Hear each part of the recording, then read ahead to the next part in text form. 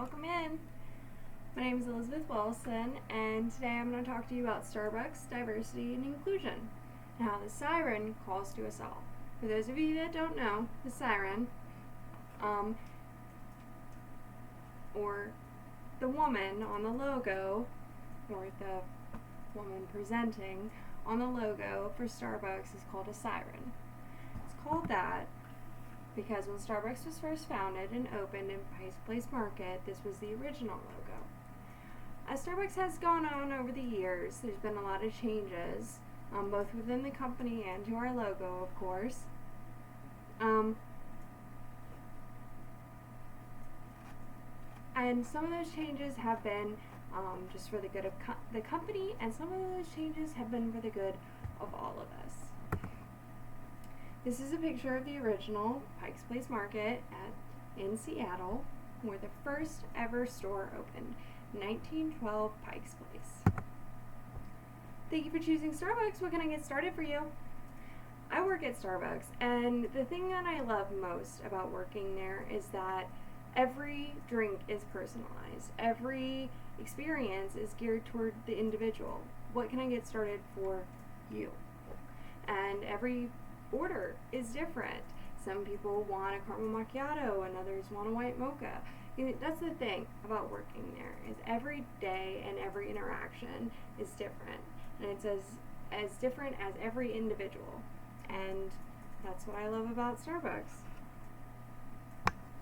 Starbucks has a long history of supporting inclusion and diversity. In fact, this is a picture of Starbucks partners at the 1991 Pride Parade in Seattle. I want to paint a picture for you when I say that Starbucks has a long history of supporting diversity and inclusion.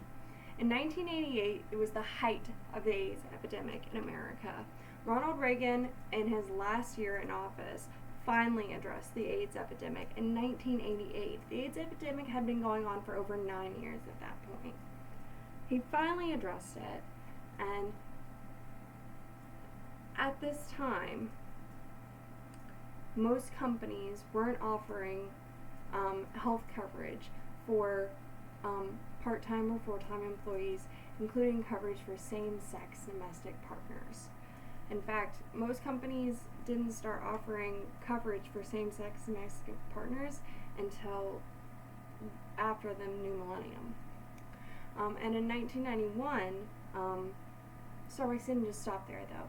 In 1991, they created a new healthcare policy for employees with terminal illness to bridge the gap between the time that they no longer needed to work, from the time they can no longer work, until they become eligible for government insurance. This policy was, of course, inspired by a longtime partner who had found that he was unable to work due to advanced stages of age. He died a year later, but hundreds of partners would continue to march in his memory to support the AIDS research and programs. So when I say that Starbucks has a long history of supporting diversity and inclusion, I mean it. Since its foundation, we've been at the forefront of LGBT equality. But that being said, Starbucks doesn't always get it right. In April 2018 in Philadelphia, Pennsylvania, an interaction happened between two Starbucks customers and the manager of that store. You can watch this video and you'll see.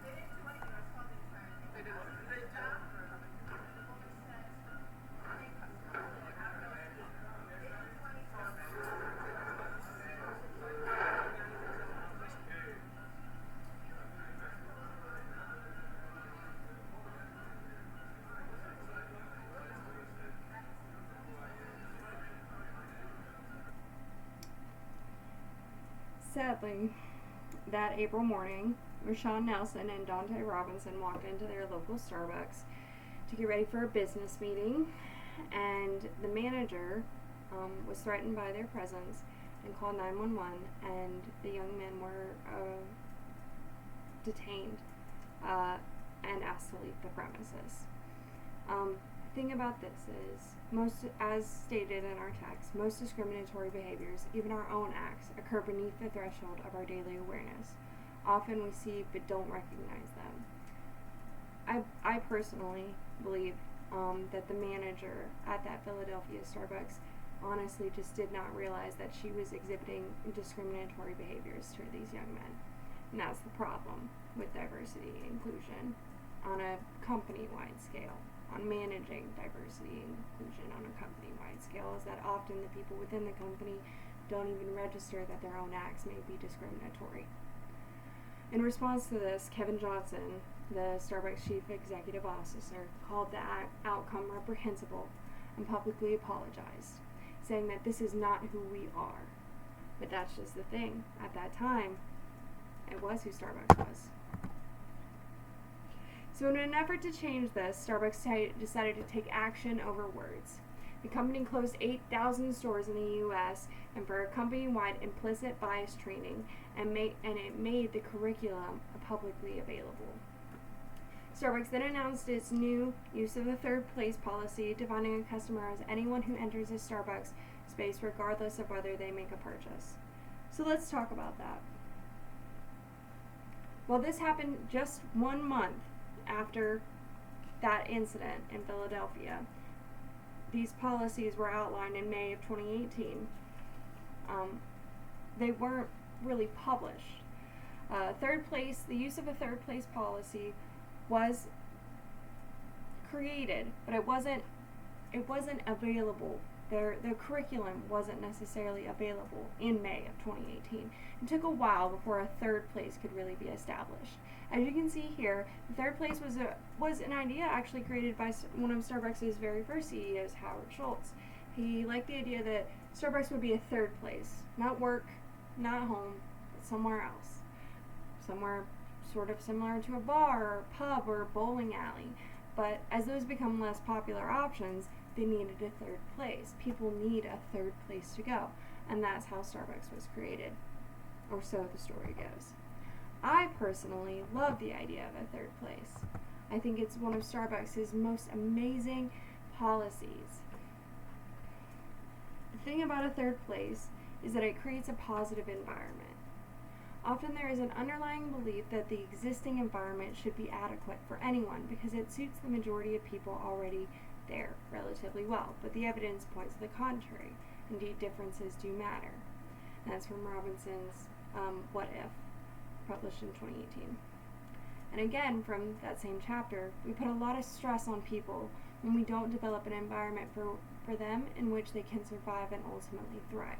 The emotional, cognitive, and physical energy it takes to cope with an unfriendly and intolerant environment will drain even the best and the brightest of their potential. And this is true. Starbucks is a very stressful environment. As a partner, I've definitely noticed that things can get out of hand on the floor very quickly. It is a high-paced job, and there's a lot of stress involved. That being said, it needs to be an environment in which everyone feels safe. And Starbucks, in its third place policy that was finally published in January of 2019, the third place is outlined as a safe and welcoming public space is shared by a community responsibility. Consistent with our mission and values, we expect everyone in our third place community to treat others with respect and dignity, free of bias and discrimination, and behaviors that make anyone feel unwelcome or unsafe have no place in our store premises. We trust our baristas to address disruptive behaviors appropriately, guided by our existing policies and training.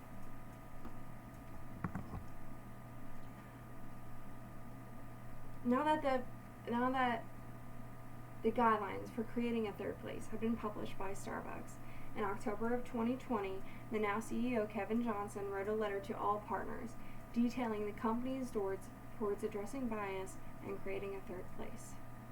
As we continue together on our journey to advance racial and social equity on behalf of our partners and the communities we serve, I keep coming back to these three principles: intention, transparency, and accountability. Those are the same three principles we outlined for ourselves over 2 years ago in Philadelphia that led to the closing of those 8,000 company-owned stores for a day of anti-bias training. Those principles further led to our partnership with Arizona State University in developing our To Be Welcome curriculum, and to our civil rights assessment led by former U.S. General Eric Holder, and a bold decision to make that assessment public, and our success in achieving gender and race pay equity in the U.S. And that's directly from the CEO in 2020, Kevin Johnson.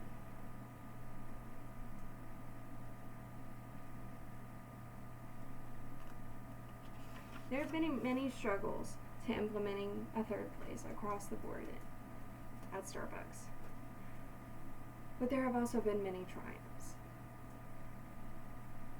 Now, it is standard policy for every Starbucks partner to be trained on how and what a third place is, what a third place is, and how to create it. But the third place isn't the only bright spot in terms of Starbucks and division and diversity and inclusion. As I stated earlier, Starbucks has a long history of inclusion and diversity. Here is pictured a store that is dedicated to people united by sign language and deaf culture. But it's not just our stores, it's our communities and our organizations across the world that set Starbucks apart in terms of diversity and inclusion. Here you can see a group of Starbucks partners and regulars marching in Pride 2021. We also have the Starbucks Red Coalition program, which is Starbucks United to help end the fight against AIDS in parts of Africa. Starbucks truly is a very diverse and inclusive company, and I am so thankful and grateful that I get to work for such an awesome and forward-thinking community. Thank you all for your attention, and if you ever want to know more, just look up #ToBeAPartner. Thanks so much, and have a great night.